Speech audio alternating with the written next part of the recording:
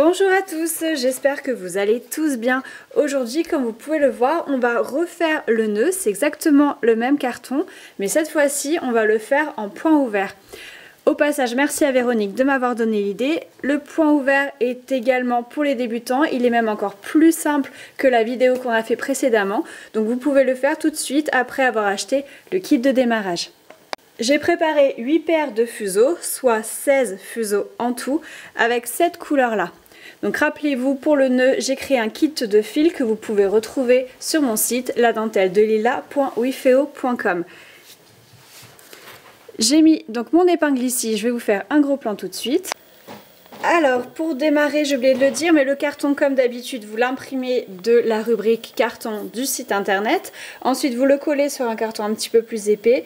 Moi je mets des bandes de scotch par-dessus pour protéger le modèle, mais vous pouvez également mettre ce qu'on met pour les livres, du protège-livre.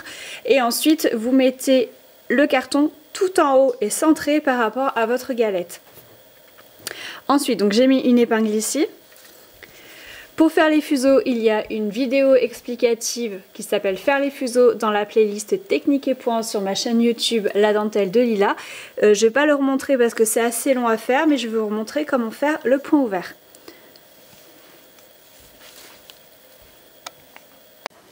La première paire, la deuxième, troisième, quatrième, cinquième et sixième.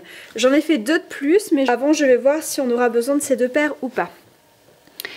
J'ai mis à peu près la même longueur de fil partout. Le but est que je vous montre comment on fait un changement de meneur dans un point ouvert. Vous verrez que c'est très simple et des fois ça permet de finir un modèle sans avoir à remettre du fil.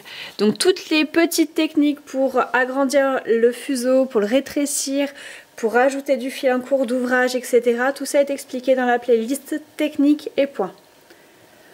Alors, on va voir ensemble comment faire le point ouvert. Vous pouvez prendre des notes. Le point ouvert, c'est 2 sur 3, 4 sur 3 et 2 sur 1. Il y a un système de meneur comme dans le point fermé, mais à la différence du point fermé, là, il n'y a qu'un seul meneur et ce sera celui-ci, le fuseau numéro 2.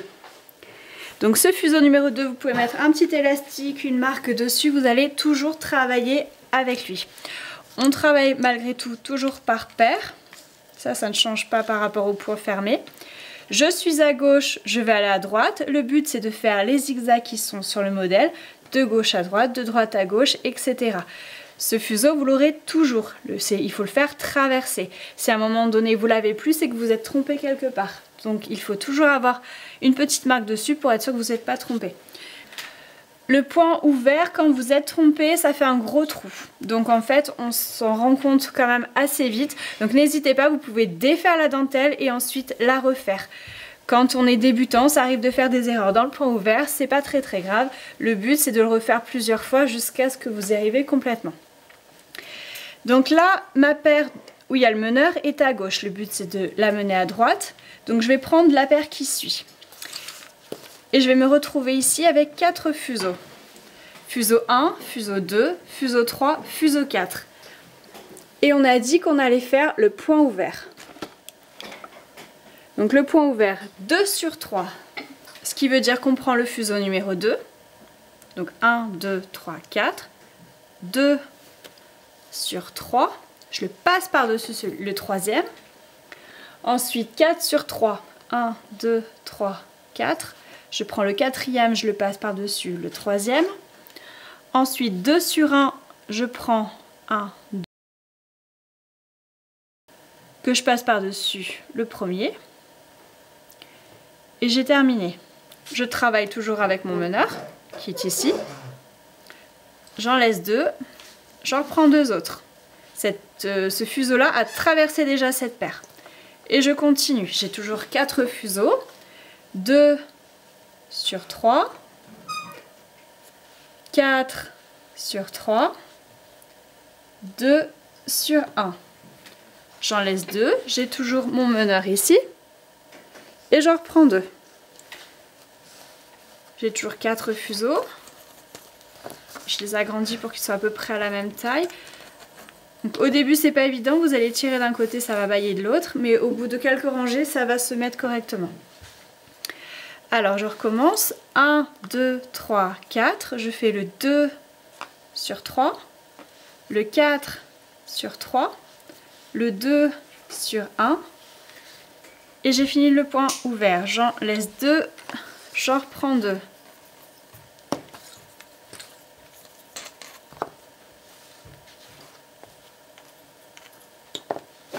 J'en ai 4, de nouveau. 1, 2, 3, 4. Je fais 2 sur 3. 4 sur 3. 2 sur 1. J'ai terminé, j'en laisse 2. Je travaille toujours avec mon meneur et je prends les 2 derniers de droite. Et je recommence. 1, 2, 3, 4. 2 sur 3. 4 sur 3. 2 sur 1. J'en laisse 2. Je devrais en reprendre 2, mais là j'ai terminé. Donc mon meneur a tout traversé. Donc maintenant il va falloir qu'il reparte dans l'autre sens. Mais avant il va falloir tenir la rangée que vous avez faite. Donc pour ça on va faire une torsion sur cette paire. Une torsion c'est le mouvement de celui de droite par-dessus celui de gauche. Celui-ci est prêt à repartir dans l'autre sens. Et là, je vais mettre une épingle pour tenir tout ça. Pour mettre l'épingle, donc il va falloir suivre les zigzags. Au début, c'est pas forcément évident, donc on va mettre la première épingle ici. Et ce qu'il faut, ce qui est important, c'est que les 2 fuseaux qui sont complètement à droite passent derrière cette épingle. D'accord? Ils sont derrière l'épingle. C'est ce qui va tenir la rangée. Donc l'épingle un petit peu vers l'extérieur. Et ce qui sera important de faire, c'est que donc les épingles sont à droite quand le meneur est à droite. Et quand le meneur est à gauche, il faudra mettre les épingles à gauche. Donc là, ce qui est important, c'est bien de voir les zigzags et il faut les suivre tout simplement. Donc là, je suis là. Le prochain zigzag, il est ici. Donc ce sera là qu'il faudra que je pique. Donc meneur à droite, je vais à gauche. Je prends la paire de gauche qui arrive et je me retrouve avec 4 fuseaux. Mon meneur, c'est celui-ci, celui qui fait les navettes. Donc toujours de gauche à droite, je compte 1, 2, 3, 4 et je vais refaire du point ouvert. Donc 2 sur 3. Ensuite 1, 2, 3, 4. 4 sur 3. 1, 2, 3, 4. 2 sur 1. J'en laisse 2. J'ai toujours mon meneur ici. Et j'en reprends 2. Je continue. 2 sur 3. 4 sur 3. 2 sur 1. J'en laisse 2. J'en reprends 2. J'ai toujours mon meneur ici. 2 sur 3. 4 sur 3. 2 sur 1. J'en laisse 2. J'en reprends 2. 2 sur 3. 4 sur 3. 2 sur 1. J'en laisse 2. J'en reprends 2. 2 sur 3. 4 sur 3. 2 sur 1. J'arrive au bout de ma rangée, donc mon meneur il est ici, il a tout traversé. En bout de rangée, on fait une torsion, donc celui de droite passe par-dessus celui de gauche. Celui-ci du coup, il est prêt à repartir dans l'autre sens et on va mettre l'épingle sur la gauche. Alors, je lève un peu mes fils et je vais piquer ici à gauche. Donc là, la dernière épingle a été là, et si je suis le zigzag, pouf, elle arrive ici. Je mets l'épingle légèrement vers l'extérieur et surtout mes 2 fils derrière. Je vous remontre encore sur un aller-retour le point ouvert, mais ce sera toujours le même cheminement. Que le modèle soit large ou bien qu'il soit plus rétréci, donc large, rétréci, ce sera toujours la même chose. Le point ouvert va s'adapter par rapport au modèle. Et c'est l'avantage Contrairement au point fermé où on a fait pas mal de torsions, qu'il a fallu évaluer le nombre de torsions, là vous n'avez rien de plus à faire. La dentelle va s'adapter. Donc les meneurs sont à gauche, je les amène à droite. Donc mon meneur c'est celui-ci. Je prends la paire de droite qui arrive. 1, 2, 3, 4. 2 sur 3, 4 sur 3 et 2 sur 1. J'en laisse 2, j'en reprends 2. 2 sur 3, 4 sur 3 et 2 sur 1. J'en laisse 2 et j'en reprends 2. 2 sur 3, 4 sur 3 et 2 sur 1. J'en laisse 2, j'en reprends 2. 2 sur 3, 4 sur 3, 2 sur 1. J'en laisse 2 et je prends les deux derniers. 2 sur 3, 4 sur 3, 2 sur 1. J'arrive en bout de rangée, je fais une torsion droite sur gauche et je vais mettre l'épingle.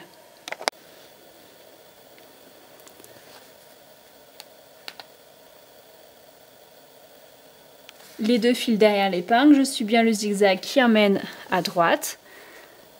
Je plante l'épingle.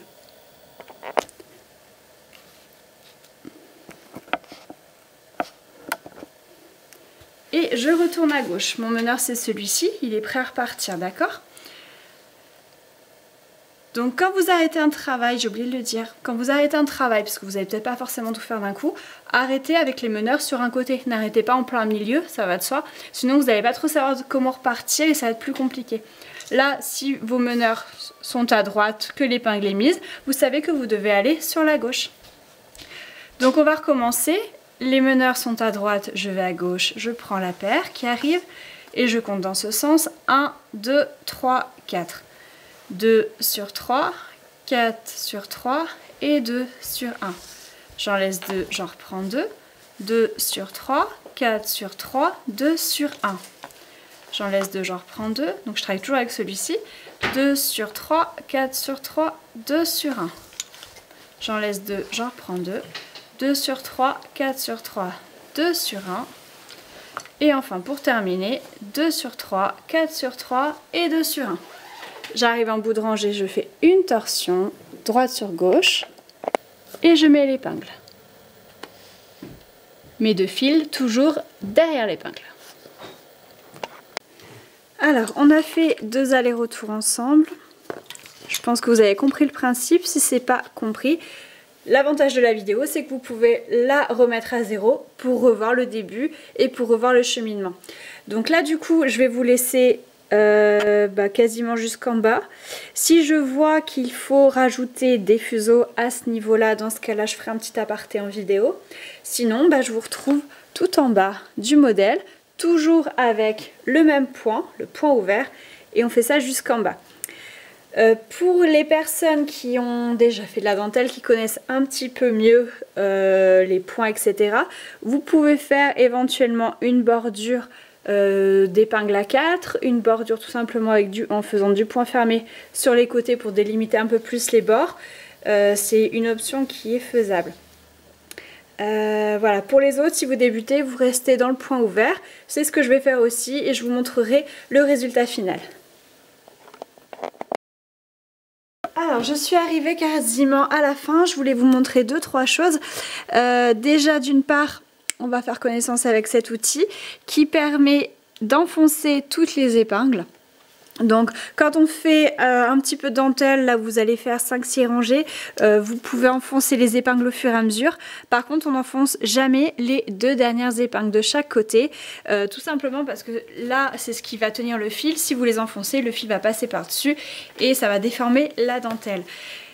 Donc sinon moi j'enfonce toujours bien les épingles, sinon la dentelle elle a tendance à se lever, surtout si les épingles ne sont pas mises vers l'extérieur et elle se déforme. Autre chose que je voulais vous montrer, si en cours de route il vous arrive de ne plus avoir assez de fil sur votre meneur, je voulais vous montrer une technique. Alors, j'ai mis ma dernière épingle à droite, mon meneur il est ici et il faut que je le ramène sur la gauche. Donc là, en imaginant que je n'ai quasiment plus de fil sur mon meneur, ça peut arriver n'importe où, mais il faut toujours en laisser quand même un petit peu pour au moins terminer en paire passive, hein. Donc je vais aller sur la gauche et au moment de faire ma torsion ici, au lieu d'en faire une, je vais en faire deux. En faisant deux torsions, ça va changer le meneur, ça va changer le fil. C'est-à-dire qu'au lieu que ce soit celui-ci le meneur, j'ai fait une torsion de plus. Donc c'est celui-ci qui va repartir et c'est celui-ci qui va devenir meneur. Donc la marque que vous aviez mis ici, l'élastique ou quoi que ce soit, il faudra la mettre sur ce fuseau-là. C'est ce fuseau-là qui va repartir. Donc ça peut être un très bon moyen, sans que ça se voie, de changer de fuseau afin de terminer votre ouvrage. Par contre, comme je le disais, il faudra toujours laisser quand même un petit peu de fil, le faire avant qu'il n'y en ait plus du tout, de façon à terminer quand même en paire passive. Parce que la paire de meneurs, elle va faire les zigzags, donc forcément elle va avoir besoin de plus de fil. Les autres paires qui s'entrecroisent au milieu, elles ont besoin de moins de fil. Donc je vais repartir avec cette paire-là sur la droite, et cette fois-ci, je vais jusqu'au bout.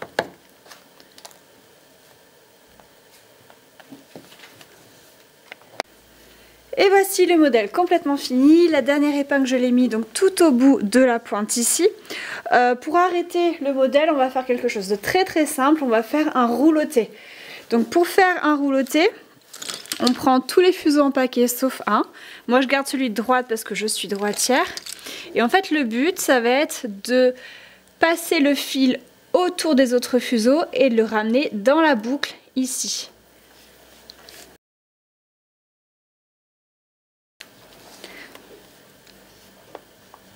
Hop, dans la boucle. J'ai une vidéo qui s'appelle le rouloté, toujours dans la playlist technique et points, si vous voulez voir des roulotés en gros plan. Donc là j'en ai fait 3 et là je vais couper maintenant bien large. Je finis d'enfoncer les épingles et j'ai terminé le modèle. Donc maintenant ce qu'il va falloir faire, c'est le laquer. Donc il faut prendre de la laque fixation normale. Vous pouvez prendre également des durcisseurs à dentelle à appliquer au pinceau. Une fois que ce modèle est bien laqué, vous attendez que ça sèche. Ensuite, vous commencez à enlever les épingles, donc toujours avec le même outil qui est dans le kit de démarrage. Donc l'enfonce épingle fait aussi guise de arrache épingle. On peut tout à fait arracher avec ça. Ce qu'il faut, c'est quand vous arrachez que la dentelle ne se recroqueville pas. Si vous voyez que ça bouge, c'est que dans ce cas-là, vous remettez qu'elle n'est pas assez laquée, donc vous remettez les deux épingles et vous relaquez votre modèle. Vous faites ça autant de fois qu'il faut jusqu'à ce que votre modèle soit bien tenu. Ensuite, pour le montage de fin, vous pouvez regarder la vidéo du nœud qu'on a fait, la première vidéo, où on a fait en point fermé avec des torsions. Donc vous pouvez regarder pour le montage du nœud avec le bouton, sachant que je montre simplement comment replier le modèle. Je ne montre pas au niveau de la couture du bouton, mais vous pouvez voir comment ça se passe à ce niveau-là. Voilà, j'espère que cette vidéo vous aura plu. N'hésitez pas à envoyer vos photos sur... Dites-moi dans votre mail si vous autorisez le partage de votre photo sur le club Facebook. Et je vous dis à très bientôt pour une autre vidéo. Bye bye!